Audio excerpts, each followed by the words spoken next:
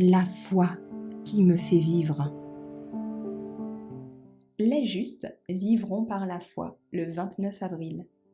La foi, pas les sentiments. Comme vous avez donc reçu le Christ Jésus, le Seigneur, marchez en lui. Colossiens 2, verset 6. Notre croissance en grâce, notre joie, notre utilité, tout dépend de notre union avec le Christ. C'est par la communion avec lui chaque jour, chaque heure, en demeurant avec lui, que nous devons croître en grâce. Il n'est pas seulement l'auteur, mais aussi le finisseur de notre foi. C'est le Christ qui est le premier et le dernier et toujours.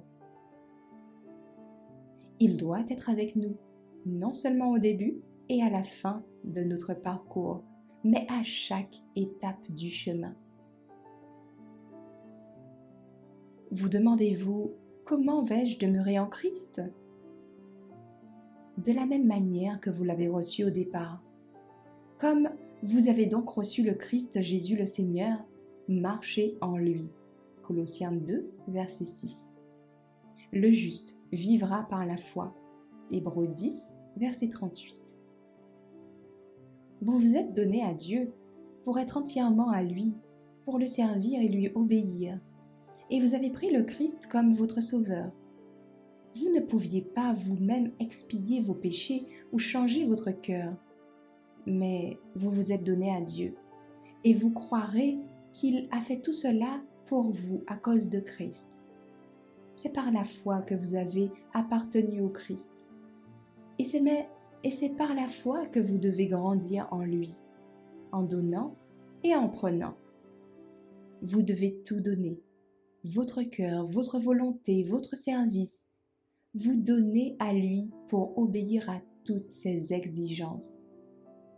Et devez prendre tout, Christ, la plénitude de toute bénédiction, pour demeurer dans votre cœur, pour être votre force, votre justice, votre aide, pour vous donner la puissance d'obéir. Consacrez-vous à Dieu dès le matin. Faites-en votre toute première œuvre.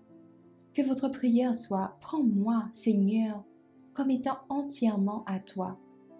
Je dépose tous mes projets à tes pieds. Utilisez-moi aujourd'hui à votre service. Demeurez avec moi et que tout mon travail s'accomplisse en vous. » C'est une affaire de tous les jours. Chaque matin, consacrez-vous à Dieu pour cette journée.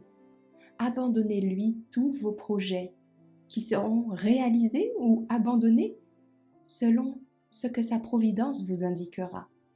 Ainsi, jour après jour, vous remettrez votre vie entre les mains de Dieu et votre vie sera de plus en plus modelée sur celle du Christ.